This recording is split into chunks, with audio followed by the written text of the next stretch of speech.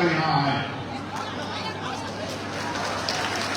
आज आपने बार बार जो ये कहा जाता है कि आजाद समाज पार्टी भीम आर्मी में नौजवानों की संख्या ज्यादा, मैं चैलेंज करके कहता हूं मीडिया को कि वो अपने पीछे घूम के देख के बताएं कि आज नौजवान ज्यादा है या इस समाज के रखवाले बहादुर और जिनको समाज की नींव के लिए वो ज्यादा है। प्यारे साथियों, आपका काम खत्म हो गया तो नहीं।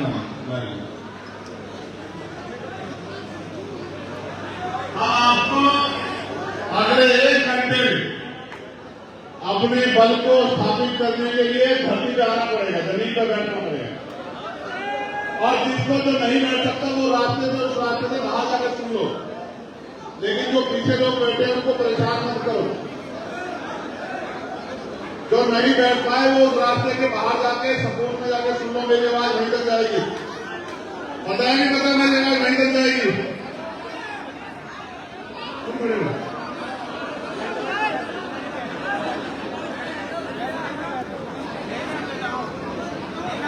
ये वाली व्यवस्था और कराओ, बात करनी है, हटाओ यहाँ पर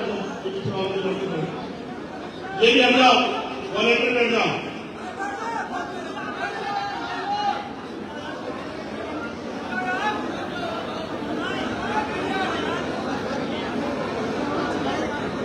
ये संख्या तो है ज्यादा और जगह पड़ गई है कम।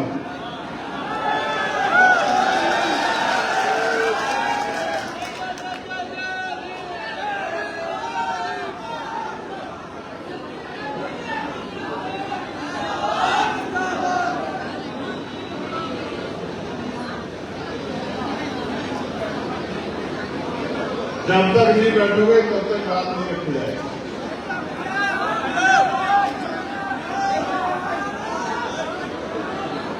ये इनका क्या नाम है? आप हट जाओ, आप इन्हीं के जगह पर जाओ। प्यारे साथियों, अस्तित्व बचाओ, भाईचारा बनाओ। प्रभु जन सम्मेलन जो 7वां सम्मेलन सबसे पहले सहारनपुर में हुआ,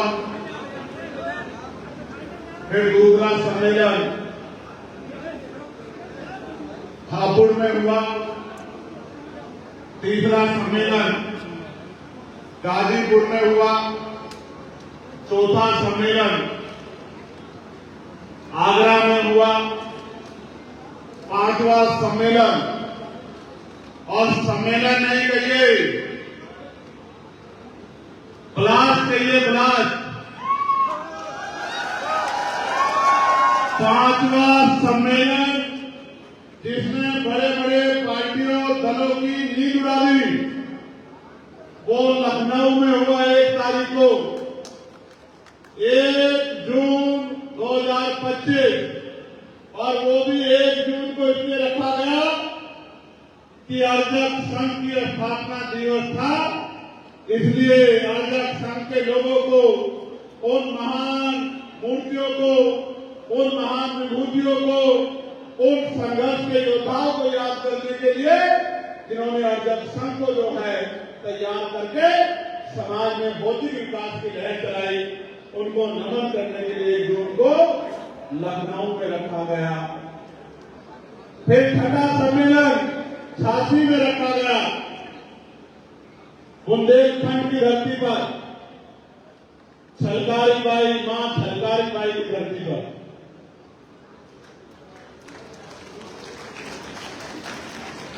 सर्वश्रेष्ठ विद्रोहियों में से एक मां पूनम देवी की धरती पर। वो सम्मेलन नहीं था, वो सिर्फ सम्मेलन नहीं था। शिक्षा के जनक परमानंद लोधी जी की धरती पर वो सम्मेलन नहीं था, वो क्रांति का बिगुल था। और आज कानपुर भंवरलाल कुरेल जी की धरती पर ये ऐलान है जो आजाद हिंद फौज ने किया था, याद है नहीं याद है?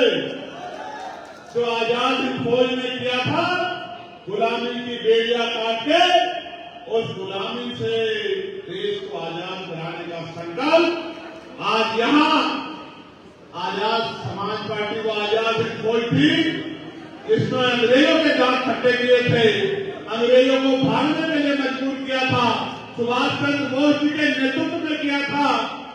और ये आजाद समाज पार्टी काशीराम है जो यहां से मनु के ठेकेदारों से गुलामी की बेड़ियां काटने के लिए संघर्ष करने का काम कर रहे हैं।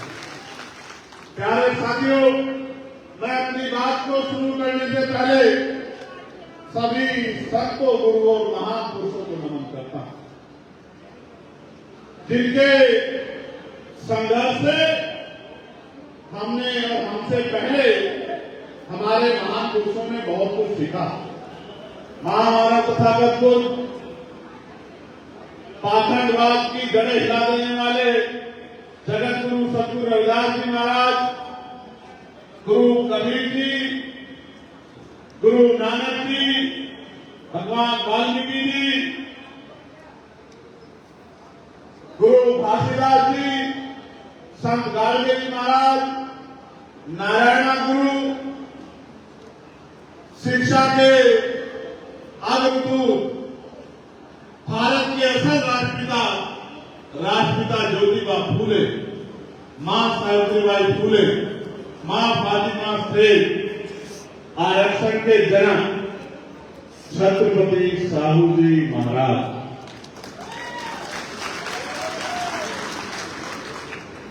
करोड़ों शोषितों, वंचितों, महिलाओं, किसानों, नौजवानों के उस समय भी और आज के भी आदर्श नेता विश्व डॉक्टर बाबा साहब अम्बेडकर और जब संघ की स्थापना करने वाले महामना रामसु वर्मा, चौधरी महाराज सिंह भारती, बाबू जगदेव प्रसाद कुशवाहा, जननायक कपूरी ठाकुर, पेरियार मलय यादव, ईवी पेरियार रामानायकर स्वामी, बाबू श्रीदयाल चौरसिया, संत राम जी प्रजापति, परमानंद लोधी, मां अहिल्या भाई होलकर, मां झलकारी बाई, मां अवंतिका बाई लोधी,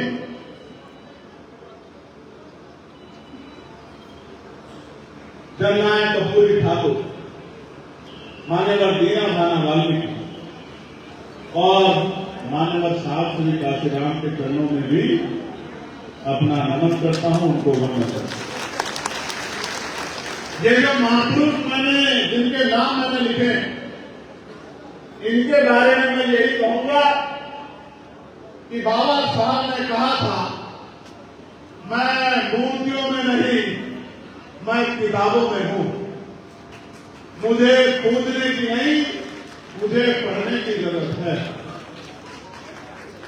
मैंने इन महान पुरुषों में से बहुत सभी को देखा तो नहीं है, लेकिन जब जब मुझे मौका मिला है मैंने इनको पढ़ने का काम किया है, इनको जानने का काम किया है, इनको पहचानने का काम किया है, इनके विचारों पे चलने के लिए खुद को तैयार करने का काम किया है।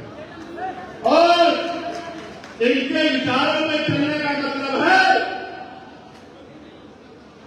आग के ऊपर चलना, तलवार की धार के ऊपर चलना, तीर की नोक पर चलना, क्योंकि देश में जो व्यवस्था है वो व्यवस्था सब कुछ बर्दाश्त कर सकती है, लेकिन इस राह पे चलकर बहुजन समाज के लोगों को जागरूक करके, उनको अंधविश्वास पाखंडवाद से निकाल के, उनमें भाईचारा पैदा करके, और जब मैं ये कहता हूं कि प्रबुद्ध जन सम्मेलन हम लोग करेंगे और प्रबुद्ध जन की परिभाषा बताता हूं कि पहले जन ये कहते थे कि देश में एक ही जाति प्रबुद्ध है, एक ही समाज प्रबुद्ध है। जब वो इस बात को कहते थे तो वो मनु की उस बात को मजबूत करते थे जो बात ये कहती है कि कोई पैदा होते ही नीच हो जाता है, छोटा हो जाता है, कोई पैदा होते ही ऊंचा हो जाता है, पैदा होते ही महान हो जाता है, ये मनु के जो सिद्धांत है, मनु के जो विचार है, हमारे महान पुरुषों ने इनके खिलाफ क्रांति करने का काम किया और इन विचारों के खिलाफ जो सत्य विचार है, उस सत्य विचार को लोगों तक पहुंचाने का काम किया। आप मुझे बताइए, क्या जन्म के आधार पर कोई प्रमुख हो सकता है क्या? क्या जन्म के आधार पर कोई श्रेष्ठ हो सकता है क्या? इस दुनिया का इतिहास ये कहता है, हम महापुरुष भी उसको मानते हैं जिसके जीवन का आकलन करने के बाद, उसके जाने के बाद हम ये तय करते हैं कि इस व्यक्ति ने समाज के लिए कोई योगदान किया है, समाज के लिए कुछ संघर्ष किया है, इसके प्रयासों से महापुरुषों का आंदोलन आगे बढ़ा है। उनके जाने के बाद, क्योंकि जीते जीते हम उनका विरोध करते हैं राजनीतिक वजह से, सामाजिक वजह से, जाति की वजह से, आर्थिक आधार पे, लेकिन जब वो चला जाता है तो हम भी दबे स्वर में कहते हैं कि असली आंदोलन तो यही चला रहा था, हम तो अपने बीवी बच्चों के लिए, अपने परिवार के लिए काम कर रहे हैं। प्यारे साथियों, इसलिए मैं कहता हूं कि हम वंचित समाज का वो तबका जो डॉक्टर है, इंजीनियर है, प्रोफेसर है, वकील है, IITN है, जो किसानी करता है, जो मेहनत करता है, जो लिखने का काम करता है, इस वर्ग में जो पढ़ लिखकर जिसने समाज को, प्रदेश को, देश को कुछ देने का काम किया, वो सब प्रबुद्ध है। क्या ये बात मैं गलत कहता हूं? जोर से बताइए, क्या ये बात गलत कहता हूं? मैं आपको बताना चाहता हूं, अभी मैं दुबई गया था 2 दिन के लिए। जब मैं दुबई गया तो मैंने वहां बड़े बड़े बिल्डिंग देखे। एक वहां बड़ी बिल्डिंग है जिसका नाम है बुर्ज खलीफा। बादल उससे नीचे है, वो बादल से ऊपर है। लगभग 165 मंजिला वो इमारत है। देख के लगता है कि आसमान को छू रही है, लेकिन मैं आपको बताना चाहता हूं, वहां से 17-18 में गणना हुई थी तो 35 लाख लोग वहां इस भारत से गए हुए वो लोग थे जो वहां मजदूरी करके उन बिल्डिंगों को बनाने का काम। ये वो लोग हैं जो उस बिल्डिंगों में जिनका खून लगता है, पसीना लगता है, इनकी हड्डियां लगती है, जिनके संघर्ष से वो बड़ी बड़ी बिल्डिंगें बनती है, उनकी मिट्टी में, उनकी बुनियाद में किसका खून शामिल है, इसको कोई नहीं जानता। लोगों को लगता है देश हवा में मर गया। लोगों को ये नहीं पता, इस देश को बनाने के लिए देश के हक वंचित समाज ने, कमजोर समाज ने अपनी पीठ तुड़वा ली है, अपने कंधे तुड़वा लिए हैं, अपने घुटने खत्म करवा लिए हैं और पसीना और खून लगा के इस देश को आगे बढ़ाने का काम किया है। इस बात को ना कोई जानना चाहता है और जो जानते हैं वो जानबूझ के सम्मान नहीं देना चाहता। कानपुर की सड़कों को कौन समझाता? जो कहा जाता है कि इंदौर सबसे सुंदर है, इंदौर सबसे स्वच्छ है, उस इंदौर को स्वच्छ कौन बनाता? नेता, मंत्री, अधिकारी। ये मेरा समाज है जो हक वंचित समाज, जो इस सड़कें साफ करके, इसकी गंदगी उठा के, सीवर में करके, मैला सर में रख के इन शहरों को साफ करने का काम करता है। ये बात मैं आपको इसलिए बता रहा हूं। लोग पेट भरने का काम कौन करता है?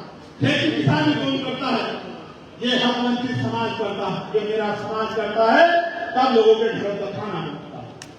इसलिए मैं कहता हूं कि यहां बैठी मेरी भाई बहनें, ये जो आई है आशीर्वाद प्यार देने, ये प्रबुद्धन है जो अपना घर चलाते हैं। ये जो मेरे सामने बैठे हैं जो संघर्ष करते हैं, ये प्रबुद्धन है।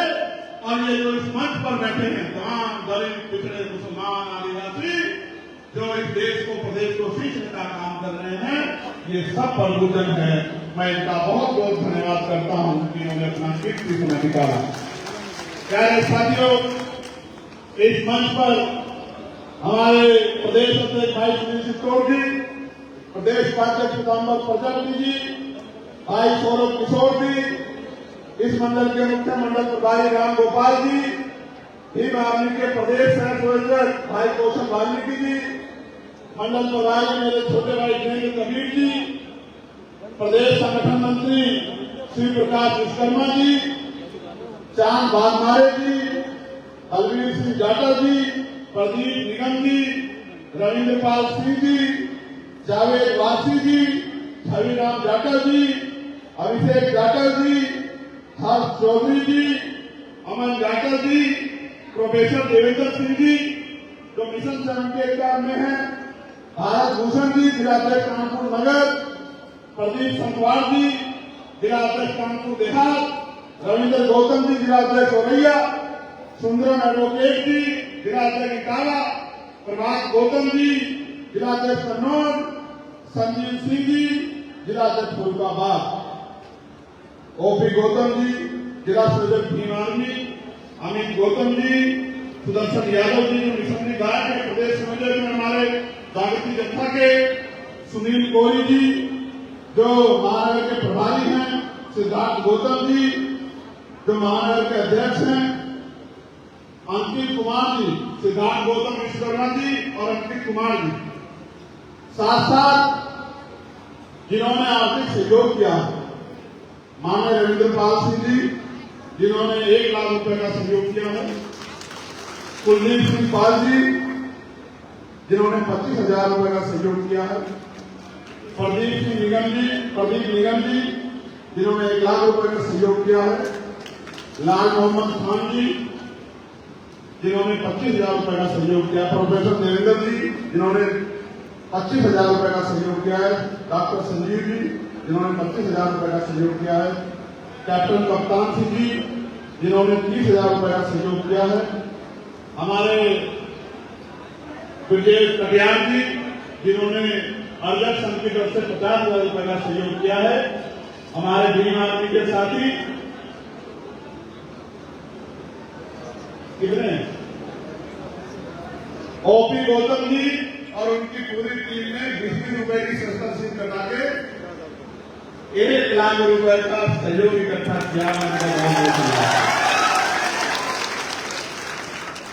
साथ साथ इस मंच पर उपस्थित सम्मानित वक्तागण जिन्होंने अच्छे सुझाव दिए हैं, प्रोफेसर विजय चंद कटियार जी जो विभागाध्यक्ष है बायो केमिकल इंजीनियर डिपार्टमेंट के, केदारनाथ सचान जी जो पूर्व राष्ट्रीय सचिव अपना दल के, प्रोफेसर धर्मेंद्र जी जो जनता डिग्री कॉलेज इटावा में है, डॉक्टर जी सचान जी जो चेयरमैन बिरला ग्रुप हैं, पत्रकार अशोक यादव जी, धर्मेंद्र कश्यप जी जो पूर्व में सुहेलदेव राजभर पार्टी में थे, श्रीराम पाल जी जो शिक्षक हैं, श्रीमती जीत मित्रा जी, प्रोफेसर राघवेंद्र प्रताप सिंह जी और तुलसीराम वाल्मीकि जी, भाई गंगाराम पाल जी जो पूर्व मंडल कोऑर्डिनेटर है बसपा के, आज उन्होंने आजाद समाज पार्टी में आस्था विश्वास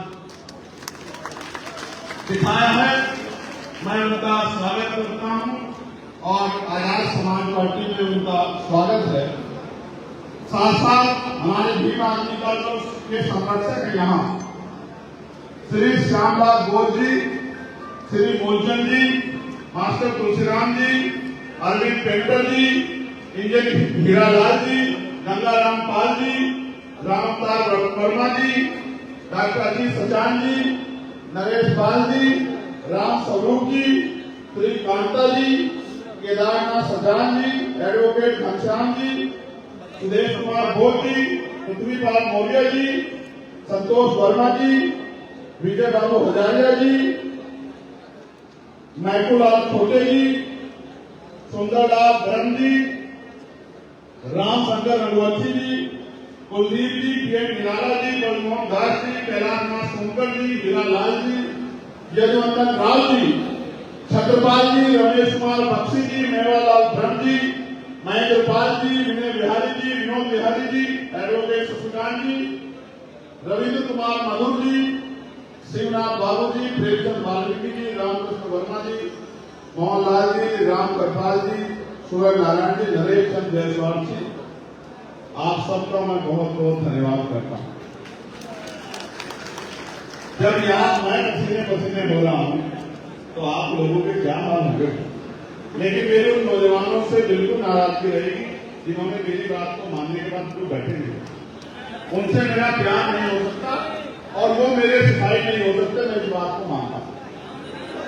क्योंकि जो मेरा सिपाही है उसको तो मैं रात को 12 बजे 1 बजे भी कह देता हूँ कि आंधी से टकराना है, वो फिर पीछे पलट के नहीं देखता है, मैं इस बात को जानता हूँ। प्यारे साथियों, आज मैं अपनी बात कबीरदास जी के उस दोहे से शुरू करूंगा जो आप सबके लिए बहुत महत्वपूर्ण है। कबीर खड़ा बाजार में लिए लुपाटी हाथ, जो घर जाए अपना चले हमारे साथ। मैं इसका मतलब भी आपको समझा देता हूं। कबीरदास जी बाजार में लाठी लेके खड़े और ये कह रहे हैं कि जो अपना घर फूकना चाहता हो, जलाना चाहता हो, वो इस आंदोलन में हमारे साथ चले। प्यारे भाइयों, ये आंदोलन प्राप्त करने का नहीं, ये आंदोलन देने का है। इस पूरे आंदोलन को जब आप पढ़ोगे, जानोगे, समझोगे तो आपको एहसास होगा कि हमारे महापुरुषों ने इस समाज से कुछ लिया नहीं है, अभी को अपना पूरा जीवन इस समाज को जगाने के लिए और इसकी गरीबी, बेबसी, लाचारी को खत्म करने के लिए अर्पित किया। इसलिए मैं आप सबसे कहना चाहता हूं आज बहुत जिम्मेदारी से, जैसे ही लखनऊ में प्रबुद्धन सम्मेलन हुआ, जो हलचल मची है वो हलचल रुकनी नहीं चाहिए। ये तो 7वां है, अभी तो 11 और बाकी है। लेकिन 11 खत्म होंगे, घर नहीं बैठूंगा, गाड़ी उठा के यात्रा के लिए निकलूंगा, तब तक चैन से नहीं बैठूंगा जब तक उत्तर प्रदेश की धरती पे एक अम्बेडकर वाली नहीं बैठेगा मेरे साथ। करो मुकाबला, तुम में हिम्मत है, चैलेंज है एडवोकेट चंद्रशेखर आजाद का, अपने इन भाइयों के भरोसे, बहनों के भरोसे करो मुकाबला। अगर तुम में हिम्मत है सामने आकर मुकाबला करो, अगर भूल ना सकाए तो मेरा नाम चंद्रशेखर आजाद है। प्यारे साथियों, प्रबुद्धन सम्मेलन इसलिए किया जा रहा है कि पिछले 27 में 15 साल हो जाएंगे, 15 साल, पिछले 15 साल में जो 2027 में हो जाएंगे। राम जी का वनवास भी 14 साल का था, 14 साल के बाद उनको भी राजपाल याद आ गया। इस भूले बिखरे बहुजन समाज को समझ नहीं आया कि बिना राजकाल के आप लोग इस प्रदेश में करोगे क्या। आज प्रबुद्धन सम्मेलन के जरिए हम लोग समझा रहे हैं कि जातिगत जनगणना होनी चाहिए। और आप याद रखके सुन लो, पार्लियामेंट का हिस्ट्री निकलवा लो, पार्लियामेंट के जो है डिबेट निकलवा लो। जब मैं पहली बार पार्लियामेंट गया था तो मैंने यहीं से बात शुरू की थी कि जिसकी जितनी संख्या भारी उसकी उतनी हिस्सेदारी, जिसकी जितनी संख्या भारी उसकी उतनी हिस्सेदारी। और धन धरती राजपाट बटके रहेगा, अपने धन धरती राजपाट को हम लोग लेके रहेंगे। ये बात जो है मैंने पहले दिन कही, और इसके लिए जातिगत जनगणना होनी ही चाहिए, क्योंकि जातिगत गणना होगी तो ये पता लगेगा किसकी कितनी संख्या है और किसकी जेब में क्या है। सिर्फ जातिगत जनगणना नहीं, उसके आर्थिक आंकड़े भी जारी होने चाहिए। गाड़ी किसके पास है, बस किसके पास है, ट्रेन किसके पास है, हेलीकॉप्टर किसके पास है, हवाई जहाज किसके पास है, कंपनियां किसकी है, फैक्ट्रियां किसकी है, जमीन किसके पास है, रोजगार किसके पास है, बैंक अकाउंट में किसके पैसे हैं, और कौन है वो जिसको 80 करोड़ लोगों को सस्ता राशन दिया जा रहा है। ये जानना चाहिए। ये जातिगत जनगणना में खुलेगा। भाई ये लोग अच्छे नहीं, ऐसी तो भेड़ बकरियां भी नहीं होती, भेड़ बकरियां भी अच्छी होती हैं, एक भेड़ के पीछे दूसरी भेड़ चलती है, लेकिन आपको भेड़ बकरियां भी नहीं हो। ये बात मुझे आपके मुंह पे कहनी पड़ेगी, इन सबको कहनी पड़ेगी जिन्होंने जो घर से तो निकल आए हैं, लेकिन लगता है कि मन में कोई संकल्प नहीं है। भैया बाल तो बहुत अच्छे लगे, काम भी अच्छे लगे, तेरी माँ भी ले कहीं घर जाने के बाद कि मेरा बेटा अच्छे काम कर रहा है। ये एक मीडिया के साथियों ने भी तो पूरा बवाल काट दिया ना एक ही लाइन में। अब आप लोग कोई फोटो रिकॉर्ड कर रहे हो, ये रिकॉर्ड के बीच में तुम मीडिया कहाँ बन रहे हो भाई, कहाँ बन रहे हो मीडिया, बैठते क्यों नहीं, क्यों डिस्टर्ब कर रहे हो आपको ध्यान से गेट खुला हुआ निकलवाओ तो आपसे फ्री मत लेना कि भैया वहां बैठने नहीं दिया आपने। इस बार अगर तुम्हें एक भी खड़ा हुआ तो याद रखना कि गेट खुलेगा। अब तुम मेरी बात को याद रखना, पता है मैं झूठ नहीं बोलता हूँ, क्योंकि तुम लोग वैसे इतने सारे लोगों से मैं जो दर्द बयां करना चाहता हूँ वो भी उसको भी डिस्टर्ब होना चाहता हूँ, ठीक है। तो प्यारे साथियों, क्या कर खड़ा नींद कर रहे क्या, बैठ जा यार,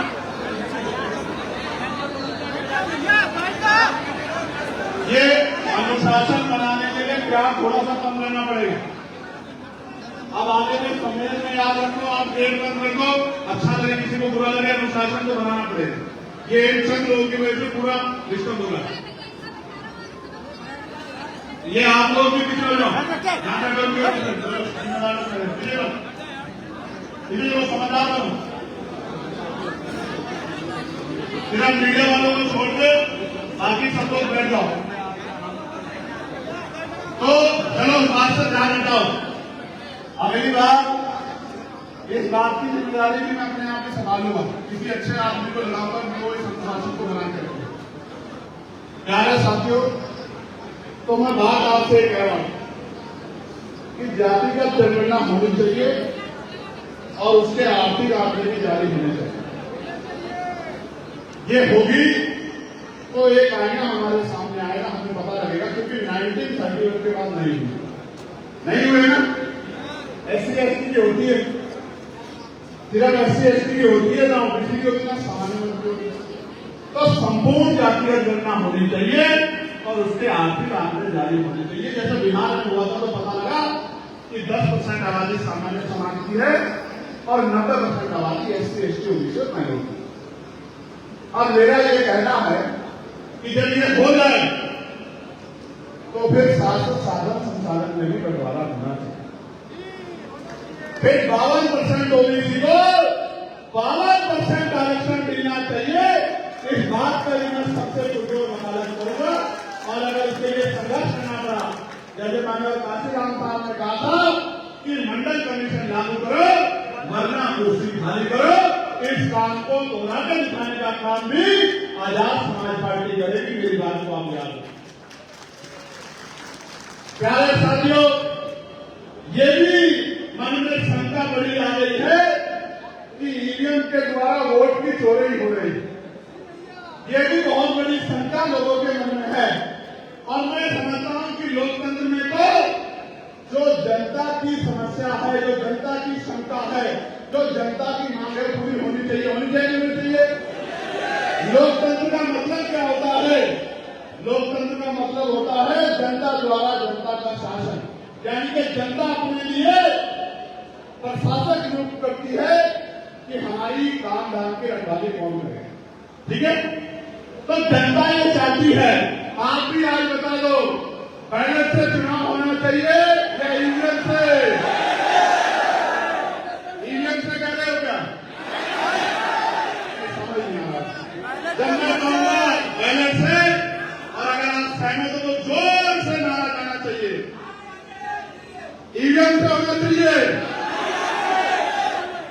या बैलेट से होना चाहिए?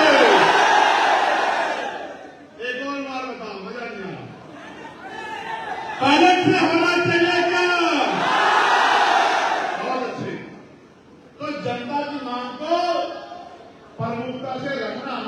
जिम्मेदारी है, इसलिए पहले से चुनाव होना चाहिए, हमें इस ओर पर ध्यान देना चाहिए। जबकि मैं तो ईवीएम से जीत के आया हूं, लेकिन जो लोग मेरे चुनाव में गए वो जानते हैं कि डंडा लेकर रखवाली की है हमारे लोगों ने 100 महीने जब तक रिजल्ट नहीं आया। ऐसा नहीं है, 24 घंटे मशीन सो जाती थी, फिर आज आजाद समाज पार्टी का नौजवान नहीं सोता था, इस तरह से जो है काम की करा के जीते। अब अंतर भी छोटा मोटा नहीं है, 1.5 लाख से ज्यादा वोट से जीते। कितने वोट से? ये आपकी मेहनत। मैं कानपुर मंडल के साथियों का भी धन्यवाद दूंगा। जब मैं वो चुनाव लड़ रहा था, आपने अपनी मेहनत की कमाई के पैसे जुटाए जाते यहाँ से दिए। मैं अपने मिशन से अनवीर के साथियों का, लीगल सेल के साथियों का, किसान मोर्चा के साथियों का, भाईचारा कमेटी के साथियों का बहुत बहुत धन्यवाद करूंगा। मेरी क्या अवकाश है कि मैं चुनाव लड़ूं, बहुत पैसे लगते हैं, ये तो आप लोगों ने हिम्मत जुटाई, अपनी मेहनत कमाई से पैसा भेजा, उससे हमने चुनाव लड़ा और ये करके दिखाया कि अगर हमें मौका मिलेगा तो हम बहुत कुछ कर सकते हैं। मैं ज्यादा कुछ नहीं कर रहा हूं, मैं इस देश में अपने महान पुरुषों के आंदोलन को आगे बढ़ाने का काम कर रहा हूं। जिस आंदोलन को राष्ट्रपिता ज्योतिबा फुले ने चलाया, उनके बाद छत्रपति साहूजी महाराज ने चलाया, उन्होंने 50% दिया था, मैं 52 की बात कर रहा हूं। तो भाई बताओ 60-70 साल में, ये तो समझो 1902 की बात है, 123 साल बाद अगर मैं 2% और आगे बढ़ा रहा हूं तो कौन सा बड़ा काम कर रहा हूं? आप बताओ। बढ़ना तो 60% चाहिए था। और शेड्यूल कास्ट में चमार, वाल्मीकि, पासी, धोबी और जायसवाल को, तमाम लोगों को, इनके बच्चों को कौन आगे बढ़ने दे? इसलिए मैं मानता हूं, क्योंकि अभी सामाजिकता नहीं आई है, अभी समाज, देश पूर्ण रूप से जो है नैतिक नहीं हुआ है कि आपके हक को आपको दे दे, आपको तो लड़के लेना पड़ेगा अभी। इसलिए कह रहा, इसलिए मैंने पार्लियामेंट में प्राइवेट मेंबर बिल लाके कहा कि निजी क्षेत्रों में भी SC, ST, OBC के लोगों को आरक्षण का लाभ मिलना चाहिए। बताओ, मिलना चाहिए, मिलना चाहिए? जोर से बताओ। माँ भी तभी दूध पिलाती है जब बच्चा तलवार मार के रोता। आप घर में चुपचाप बैठे हो तो लोगों को लगता है इनको कुछ चाहिए भाई, ये नहीं समझे? इसलिए जागरूक करने निकला हूं कि जाग जाओ, इकट्ठे हो जाओ, अपने हक ले लो, वरना वो दिन दूर नहीं कि आजादी से अपने बात रखने की आजादी भी देश में खत्म हो जाएगी। मैं आपको उदाहरण बताता हूं, इतना बैकलॉग है। आज ही मैंने रिपोर्ट पढ़ी, मैं एयरपोर्ट पे था, एक इतना बड़ा विमान हादसा हुआ, 300 के लगभग लोगों की जान चली गई। और आज की मैं रिपोर्ट कर रहा था कि 53% बैकलॉग है, 53% नियुक्तियां खाली पड़ी है, लेकिन सरकार को नहीं समझ में आता कि 53% नियुक्तियां भरनी है। आप समझो, 2 आदमी का काम 1 आदमी से ले रहे, इसलिए कई बार नुकसान उठाना पड़ रहा। तो ये मांग भी हमने प्रबुद्धन सम्मेलन के जरिए अपने लोगों तक पहुंचाने का काम किया। प्यारे साथियों, क्योंकि बातें बहुत सारी हैं और उन पर आपसे चर्चा करनी, इसलिए मैं यहां से शुरू करूंगा कि मैंने पार्लियामेंट में सरकारी सिस्टम किस तरह सुधरे अस्पतालों में, इसके लिए ये मांग रखी थी कि अगर इसको सुधारना है तो हमें सबसे पहले सरकारी हॉस्पिटल में ये सुनिश्चित करना पड़ेगा कि नीति बनाने वाले और नीति लागू कराने वालों के परिवार का हित उससे जुड़ जाए। कैसे? नीति बनाने वाले यानी कि संसद में, लोकसभा में, राज्यसभा में, विधानसभा, विधान परिषद में, या नगर पालिका, नगर परिषद में, या ग्राम पंचायत में जितने भी प्रतिनिधि हैं संवैधानिक पदों पे, चाहे वो ग्राम पंचायत का मेंबर हो, चाहे महामहिम राष्ट्रपति जी हो, चाहे प्रधानमंत्री हो, या गांव का प्रधान हो, चाहे जिला पंचायत का सदस्य हो, या जिला पंचायत का अध्यक्ष हो, नगर पंचायत का चेयरमैन हो,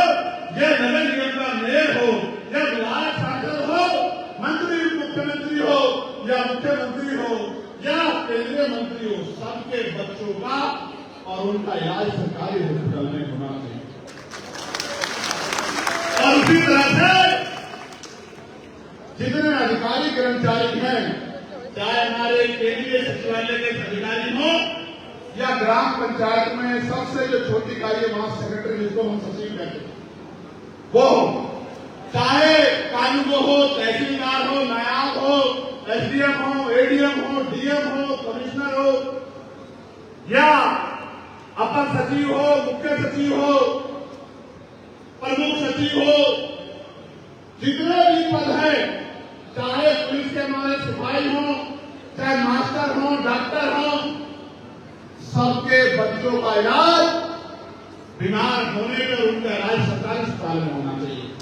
और जो डॉक्टर का इलाज कर रहा है उसके बच्चों का इलाज भी, उसका इलाज भी सरकारी अस्पताल में होना। आप देखना जिस दिन ये पॉलिसी लागू हो जाएगी, ऐतिहासिक क्रांति हो जाएगी, शानदार बिल्डिंग होगी, सारी सुविधाएं होंगी, पूरे डॉक्टर होंगे, स्टाफ की कमी नहीं होगी, अनगिनत काउंटर होंगे, दवाइयां भी वहां मिलेगी, टेस्ट भी वहां होंगे, जेब भी नहीं कटेगी और जान भी नहीं जाएगी। मेरी बात को याद रखना, जान भी बचेगी और समाज भी बचेगा और जेब भी नहीं कटेगी, क्योंकि मानव जीवन सबसे अनमोल है, इसकी रक्षा होनी चाहिए। मैंने अपने पिता को अपने पैसे की कमी के कारण किसी और के पिता की, किसी बहन की, किसी भाई की, किसी के पति की, किसी की मां की, किसी के बच्चों की जान न जाए, इसका फैसला हमें करना पड़ेगा, वरना वो दिन दूर नहीं कि क्षेत्र नगीना में, बिजनौर में मुझे जान के बड़ी तकलीफ हुई।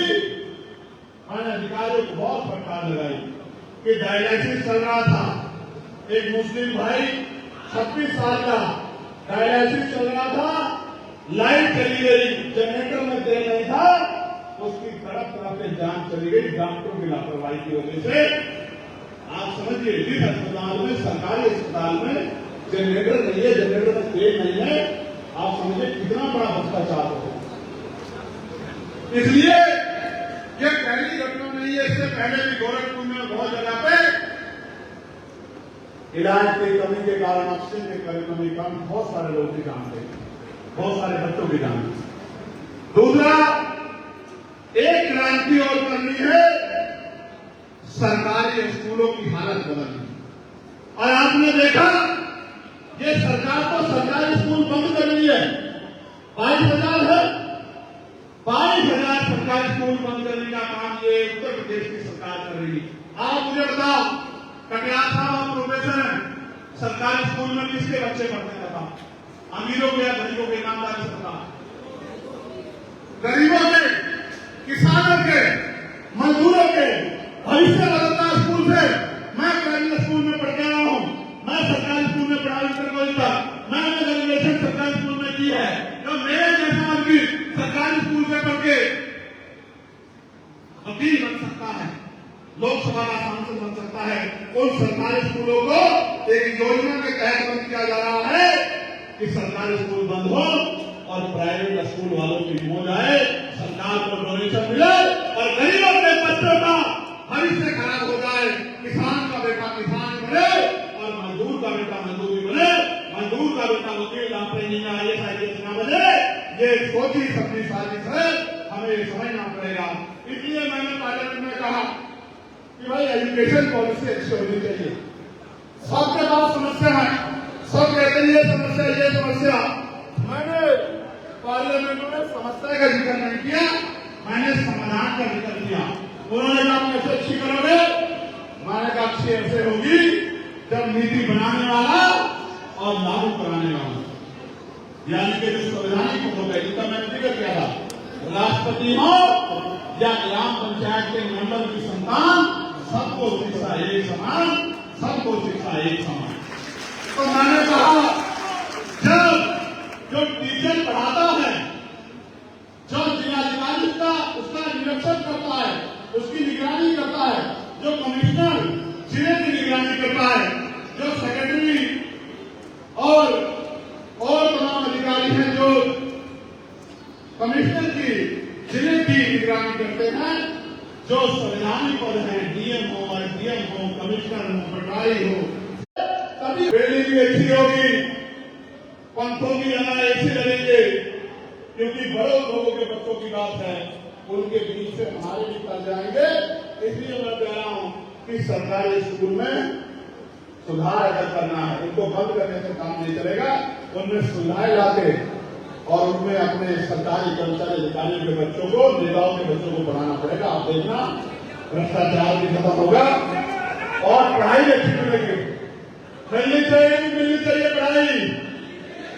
कितने मैंने नाम गिनाए, राष्ट्रपिता ज्योतिबा फूले, माँ फातिमा शेर, माँ सावित्रीबाई फूले, माँ रमाबाई, कितने नाम गिनाए, ब्रह्मानंद लोधी जी, कितने नाम लिखवाए, रामसूपा जी, कितने नाम आपको बताया, प्रकाश वाल्मीकि जी, ये सब शिक्षा के वजूद थे। इसलिए कह रहा हूं, और बाबा साहब ने तो कहा शिक्षा श्रेणी का वजूद है जो पीछे का वजूद है।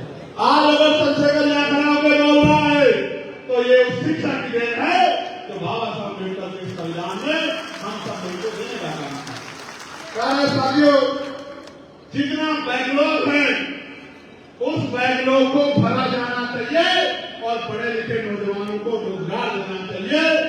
ये मांग भी सरकार को हमारी पूरी करनी चाहिए और अगर सरकार पूरी नहीं करेगी तो मैं आपको विश्वास दिलाता हूं कि जिस दिन हमें अवसर मिलेगा पहली कैबिनेट में सारा बैकलॉग निकलवा के उस बैकलॉग को भरने के आदेश दिए जाएंगे। मेरी बात को ध्यान रखें। दूसरा, जितनी भी परीक्षाएं होंगी उसमें जो शुल्क लिया जाता है वो शुल्क को हम लोग जीरो करने का काम करें। मेरी बात को ध्यान रखें। चाहे किसी भी डिपार्टमेंट की भर्ती हो, कोई शुल्क नहीं लगेगा और परीक्षाएं निष्पक्ष होंगी। इस सरकार की तरफ पेपर नहीं लीक होगा। मेरी बात को याद रखना, पेपर नहीं लीक होगा, पेपर नहीं लीक होगा और 70,000 शिक्षक भर्ती का आरक्षण का घोटाला नहीं होगा। मेरी बात को याद रखना। जिसका जो हक है वो मिलकर रहेगा।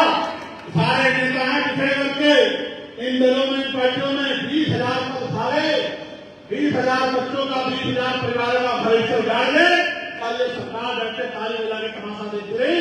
हाईकोर्ट ने उनके फेवर में आदेश कर दिया। मैं 5 दिन तक लखनऊ के जमीन पे पड़ा रहा, आधी तूफान में, गर्मी में, तब जाकर वो पद मिले थे।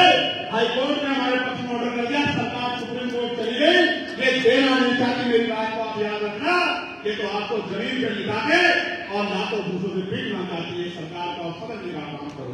प्यारे साथियों, प्रमोशन में रिजर्वेशन, अब इसमें ये बात बड़ी चुभती है कि प्रमोशन में रिजर्वेशन का जो फायदा होगा तो वो क्यों रुके। इसमें सिर्फ ये सरकार दोषी नहीं है, इनसे पिछले वाली सरकार ने भी प्रमोशन में रिजर्वेशन का बिल पार्लियामेंट में भरवा के हमारे दलित वर्ग के, आदिवासी वर्ग के कर्मचारियों को उनके अधिकारों को छीनने का काम किया, उनके खून के आंसू उनको रुलाने का काम किया।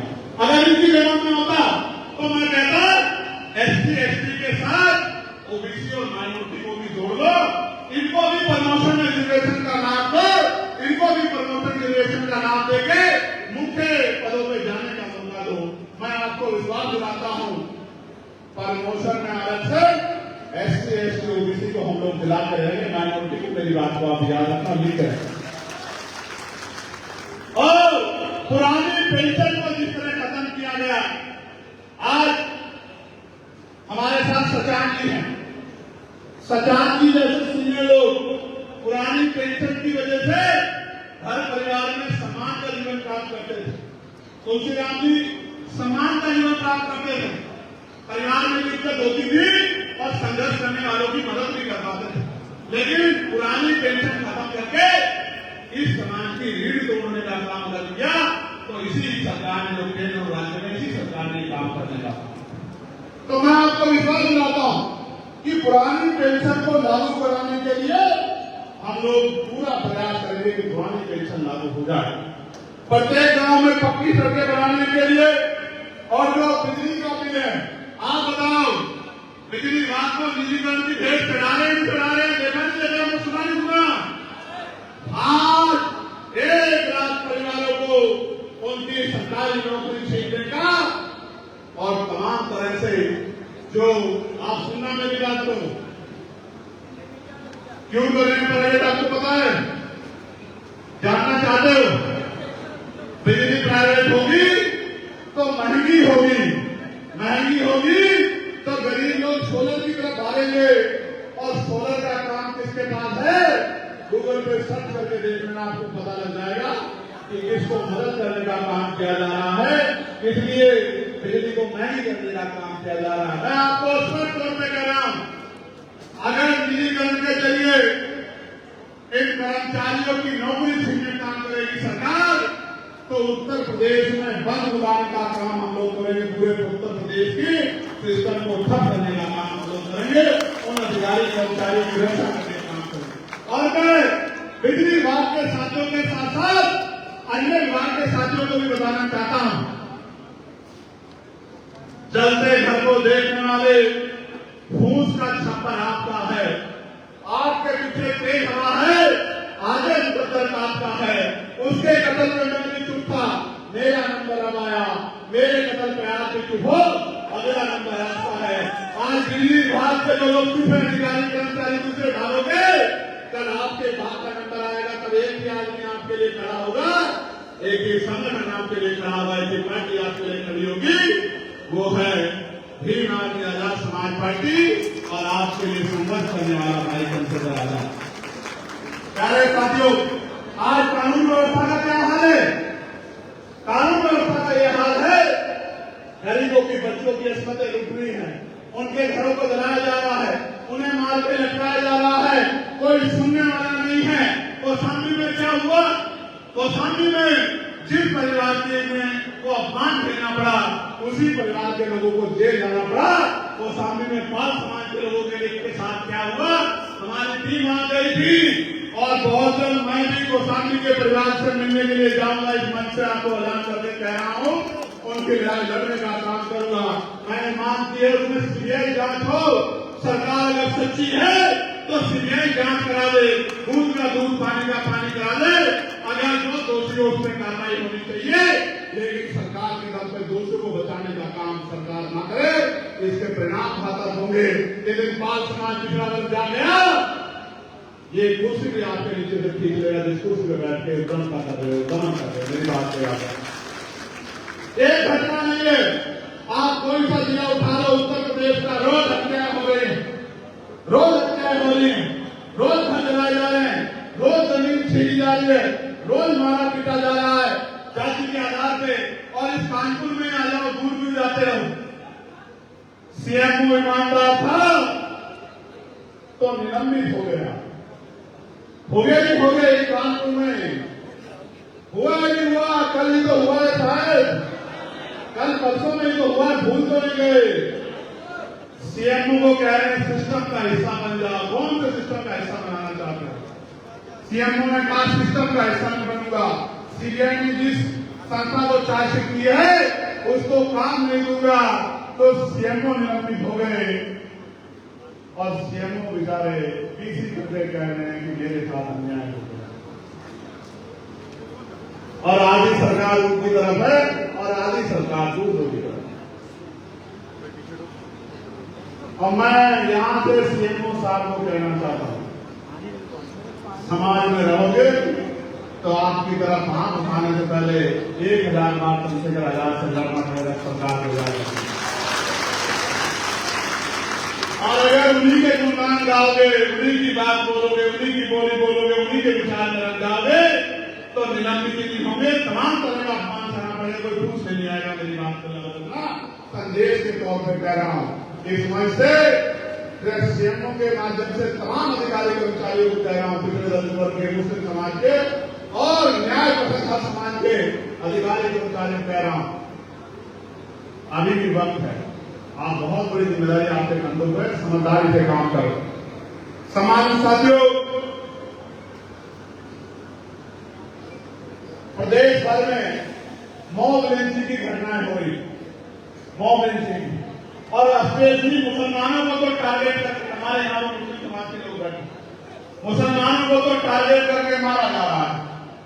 अगर जांच भी नहीं होगी तो पता लग जाए कि मुस्लिम नाम है, बुलडोजर चलेगा, पीटा जाएगा, गोली लगेगी, खाम दे जाएगी।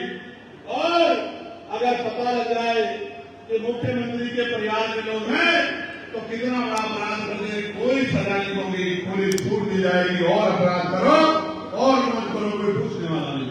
आपको पुलिस पीट रही है, अभी पुलिस को पीटा, थाने में घुस के पीटा, कहीं जांच चले गए तो वहां पिटाई साथी का बात नहीं।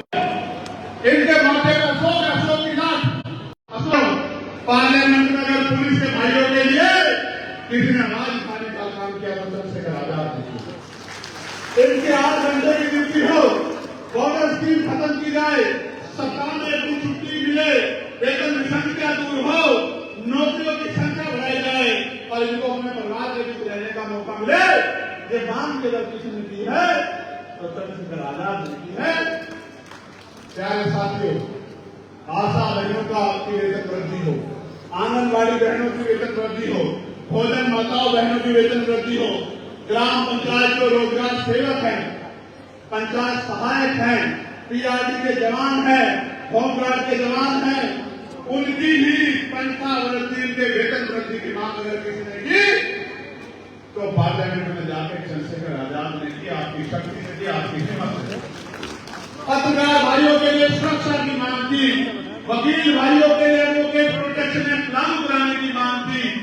तमाम लोगों के लिए ना जाति देखा, ना धर्म देखा, ना ये देखा कि मेरे साथ रहने इस वक्त जितनी पीड़ा मुझ तक पहुंची उसकी आवाज बनने का काम किया, उसकी लड़ाई लड़ने का काम किया। सम्मानित साथियों, ठेकेदारी पर जो नौकरियां हैं और ये बड़ा कड़वा है, लेकिन मैंने अपनी करीब से देखा है। भारत में सेना पे हमारा जवान शहीद होता है, वो भी नौकरी करता है, उसके लिए मेरे पास सब नहीं। जिन सेना के जवानों का बलिदान हुआ बॉर्डर पे, मैं उनके परिवारों के प्रति श्रद्धांजलि भेंट करता हूं, आदरांजलि भेंट करता हूं, उनको नमन करता हूं। उन परिवारों के लिए हिम्मत की प्रार्थना करता हूं कुदरत से, क्योंकि वो सेना के जवान जब बॉर्डर पे हमारे लिए, हमारी रक्षा के लिए खड़े होते तभी हम सुरक्षित होते हैं। लेकिन साथियों, जो सीमा में मरता है उसके बारे में भी बात करनी पड़ेगी। वो भी नौकरी करता है, उसका जीवन भी मूल्य रखता है, उसकी मां को भी पैदा करते हुए दर्द होता है, उसके जाने में उसके बच्चों को भी, उसकी पत्नी को भी, उसकी बहन को भी, उसके पिता को भी, उसकी मां को भी दर्द होता है। क्या उसका दर्द अलग नहीं होता? उसको तो कोई सम्मान नहीं देता। वो तो मजबूरी में 5,000, 7,000, 9,000, 11,000, 17,000 की नौकरी पे पहला उठाता है, जिसको सबसे सम्मानित काम माना जाता है। उसमें भी पक्की नौकरी नहीं देते। मैं आपको विश्वास दिलाता हूं, एक भी कच्ची नौकरी नहीं रहेगी, सबको पक्की नौकरी देने का काम हम लोग करेंगे। मेरी बात का जितने डिपार्टमेंट में संख्या रखी गई है, आउटसोर्सिंग रखी गई है, उनको सूचीबद्ध करके योग्यता के आधार पे उनकी नौकरियों को पक्का करने का काम करेंगे। इस बात को मैं आपको विश्वास दिलाता हूं। और ठेकेदारी संविदा पे अपने लोगों को मरने नहीं देंगे। सीवर में इस बात का भी आपको विश्वास दिलाता हूं, इस ठेकेदारी प्रथा को भी खत्म करेंगे। सम्मानित साथियों, किसानों को उनकी फसल पे एमएसपी की गारंटी हम लोग देंगे कि उनकी फसल सड़े नहीं, उनको नुकसान नहीं। क्योंकि जब किसान की फसल पकती है तो कुदरत उसकी परीक्षा लेने के लिए घनघोर बादल लहरा देती है। घनघोर बादल को देख के किसान कभी कभी डर जाता है। मेरे जैसा किसान तो नहीं। जिस किसान ने 16 महीने जेल में काटे, कितने महीने दोबारा बताओ, कितने महीने? जिसने 16 महीने 10/6 की कानकोठरी में काटे हों, जिसने देश की बड़ी बड़ी जेल तिहाड़ 2 बार देखी हो, जिसके बदन पे जितनी हड्डियां नहीं उससे ज्यादा जिसने लाठियां खाई हो, जिसके दांत तोड़ दिए गए, पैरों में नखून खींच ले गए हो, जिसकी रीढ़ के हड्डी में चाचा जला गया हो और जिसने गोली खाई हो, मौत को सामने से देखा हो, वो चंद्रशेखर आजाद आपसे डरने वाला नहीं है। मेरी बात को आप याद रखें। इसलिए आपसे कह रहा हूं बहुत जिम्मेदारी से कि किसानों को फसल का एमएसपी गारंटी देंगे और जब तक पढ़े लिखे नौजवानों को रोजगार नहीं मिलता उनको रोजगार भत्ता दिलाने का काम करेंगे। इस बात को मेरा लिख लेना नोट करें। प्यारे साथियों, यही कानपुर में 18 जून को 50 झोपड़ियां जल गई थी, क्योंकि वो अमीरों के महल नहीं थे, गरीबों की झोपड़ियां थी। आज तक सरकार ने शायद कोई मुआवजा नहीं दिया उन परिवार को, कभी उत्तर प्रशासन ने भी सुन नहीं ली। इसलिए सुन नहीं ली कि फर्क नहीं पड़ता उनके जीने बनने से, क्योंकि ये व्यवस्था उनको इंसान भी नहीं मानती। आज बिजली की बेतहाशा कटौती हो रही है, किसी जिले में चले जाओ, कई 6 घंटे कटौती, 8 घंटे कटौती, कोई पूछने वाला नहीं है। इस सरकार को 8वां साल लग गया है। ये सरकार सो रही है, इनको नहीं पता कि बिजली के लिए क्या व्यवस्था इन्होंने की है। इनका तो एक ही उद्देश्य है कि निजीकरण करना है बिजली का। मैं आपको विश्वास दिलाता हूं, इन बिजली के बिलों को भी कम करने का काम करेंगे और सस्ती बिजली लोगों तक पहुंचाने का काम करेंगे। मेरी बात को आप याद रखना। प्यारे साथियों, शिक्षा मित्रों बहुत परेशान आंदोलन कर रहे हैं, उनका समायोजन करने का काम भी हम लोग करेंगे, जो ये सरकार नहीं कर पाई। इस बात का भी मैं आपको विश्वास दिलाता हूं। उनको 10,000 रुपए की नौकरी में काम करना पड़ रहा है, उनको सम्मानित वेतन दिलाने का काम हम लोग करेंगे, पक्की नौकरी दिलाने का काम हम लोग करेंगे। और प्यारे साथियों, मैं इस मंच से तमाम SC ST OBC के साथ साथ अपने मुस्लिम भाइयों से भी ये प्रार्थना, ये निवेदन करने के लिए आया कि आप लंबे समय से ठगे गए, तमाम तरह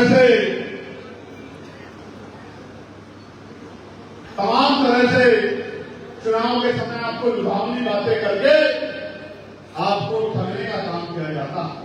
और जब आपके नेताओं पे अन्याय होता है या आपके समाज पर अन्याय, को पूछने वाला नहीं होता। पूरे देश भर में जहां भी किसी मुस्लिम भाई का अन्याय हुआ होगा, भी आदमी के भाइयों ने आगे बढ़कर लड़ाई को लड़ने का काम किया होगा, उनको ताकत देने का काम किया। मैं आपको कहना चाहता हूं, आपने सबको मौका दिया है, एक मौका चंद्रशेखर आजाद को भी आपको देना चाहिए। देना चाहिए बताओ, देना चाहिए। और हाथ भागे बताओ, देना चाहिए। एक मौका देने के बाद दोबारा किसी नेता की जरूरत नहीं पड़ेगी। इस बात का मैं आपको विश्वास दिलाता हूं। आपको भी आपके सम्मान और रिश्तेदारी के साथ आगे बढ़ाया जाएगा। जितनी संख्या हमारी, उसकी उतनी हिस्सा। प्यारे साथियों, शहीद मेजर सलमान खान बस अड्डे पर उनके नाम का बोर्ड जो अभी तक नहीं लगा है, उसको लगवाने के संबंध में एप्लीकेशन आई। मैं इसके लिए अधिकारी से बात करूं, लेकिन अब मैं आपको भी कुछ काम बताना चाहता हूं। पहले आप बताओ, क्या आप मेरी मदद करोगे नहीं करोगे? बताओ, क्या आप इस मूवमेंट को आगे बढ़ाने में मदद करोगे नहीं करोगे? बताओ। ये दोनों हाथ उठा के बताओ। जब एक हाथ उठाएगा उसकी नहीं मानूंगा। जैसे हमारे एक सज्जन ने जो कैब लगाने बैठे एक ही हाथ उठाया, मेरी नजर तो सब पे रहती है, जब दोनों हाथ उठाएंगे तभी मैं मानूंगा। माँ बाप ने दोनों हाथ उठा लिए। अब आप गौर से मेरी बात को सुनो, बहुत शांति से। आप आपसे सबसे महत्वपूर्ण बात देखो भाई, उनके मुकाबले का मीडिया तो हमारे पास नहीं है ना। उनके मुकाबले का धन तो हमारे पास नहीं है, साधन तो हमारे पास नहीं है। उनके मुकाबले का बहुबल तो हमारे पास नहीं है, तो हमारे पास क्या? जैसे मान्यवर ने कहा था कि हमें अपने छोटे छोटे साधनों से बड़े बड़े कामों को अंजाम देना। और उन्होंने ये भी कहा कि मुर्दा लोग मिशन नहीं चलाते और जिंदा लोग मिशन को रुकने नहीं देते। मैं आज आपको विश्वास दिलाता हूं, जीएन में आपकी किसी से नाराजगी हो सकती है, विधानसभा स्तर में आपकी किसी से नाराजगी हो सकती है, प्रदेश स्तर पर मंडल स्तर पर आपकी नाराजगी हो सकती है, लेकिन ये नाराजगी व्यक्तिगत नहीं है, ये आंदोलन वैचारिक है। हमें पीछे नहीं हटना किसी की बातों से, हमें लगातार आगे बढ़ना है और इस कारवा को मंजिल तक पहुंचाना है। और मंजिल तक पहुंचा के उन गरीब माओं के आंसू पूछने हैं, उन गरीब बहनों के आंसू पूछने हैं, उन भूखे पेटों में रोटी पहुंचानी है, उन टूटे छपरों को मकान में बदलना है और उन उदासी वाले चेहरों पे खुशी लानी है, रोशनी। ये काम अकेले हम सब लोग नहीं कर सकते जब तक आपका साथ नहीं रहेगा। आप जब तक घर से निकल के, क्योंकि जब हम 8 घंटे अपना घर चलाने के लिए मेहनत कर सकते हैं, तो जिन महापुरुषों के कार्य से, संघर्ष से हमें ये स्वाभिमान का जीवन मिला है, उस संविधान की रक्षा के लिए, बाबा साहब अम्बेडकर के आंदोलन को मजबूत करने के लिए, काशीराम साहब के संघर्ष को मजबूत करने के लिए, आरजेडी संघ के संघर्ष को पूरा करने के लिए, क्या हम 1-2 घंटे भी अपने घर से निकल के काम नहीं कर सकते हैं?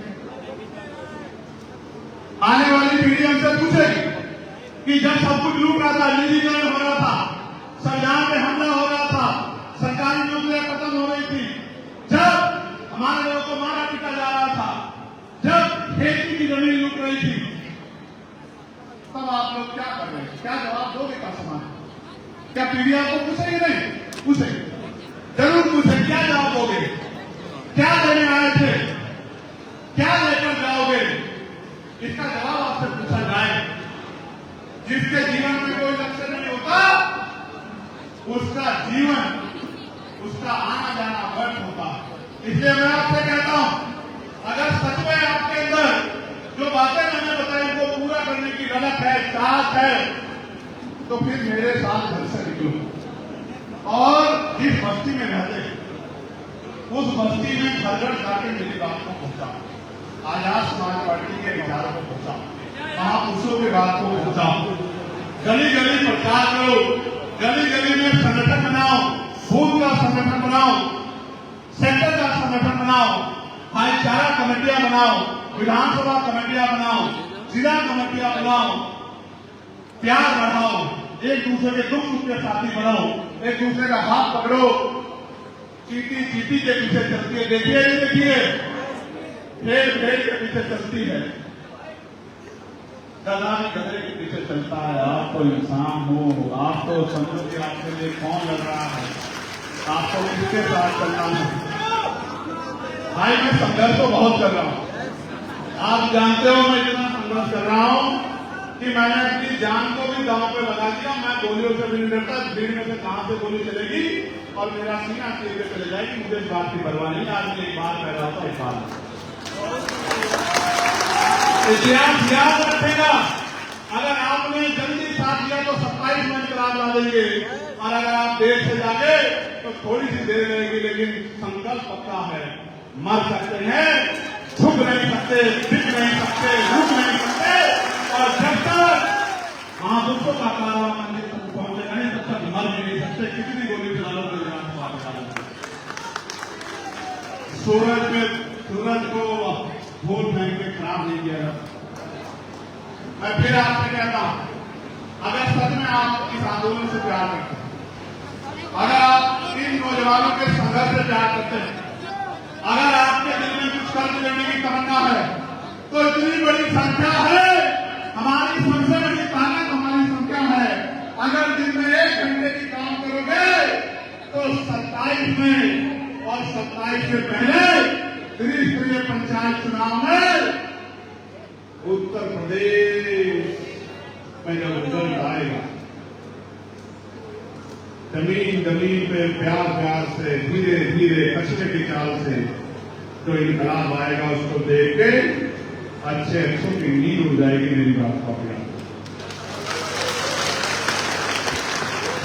मेरे साथ आप नगीना के लोगों का धन्यवाद दो, दोनों हाथ मांगे, ऐसे दोनों हाथ मांगे नगीना के लोगों का धन्यवाद दो कि उन नगीना के लोगों ने आपके इस भाई को ताकत देने का काम किया, आपको ताकत देने का काम किया, इस आंदोलन को ताकत देने का काम किया। नगीना के लोगों ने ताकत दी तो पार्लियामेंट में जाके मैंने बाबा साहब अम्बेडकर की जयंती पे अवकाश कराने का काम किया, जगत गुरु सतगुरु रविदास जी महाराज की जयंती पे अवकाश कराने का काम किया, और चाहे कोई कर्मचारी उनकी मांग उठाने का काम किया, पुरानी पेंशन की मांग उठाई और सोर्सिंग के खिलाफ आवाज उठाई, लोग के खिलाफ आवाज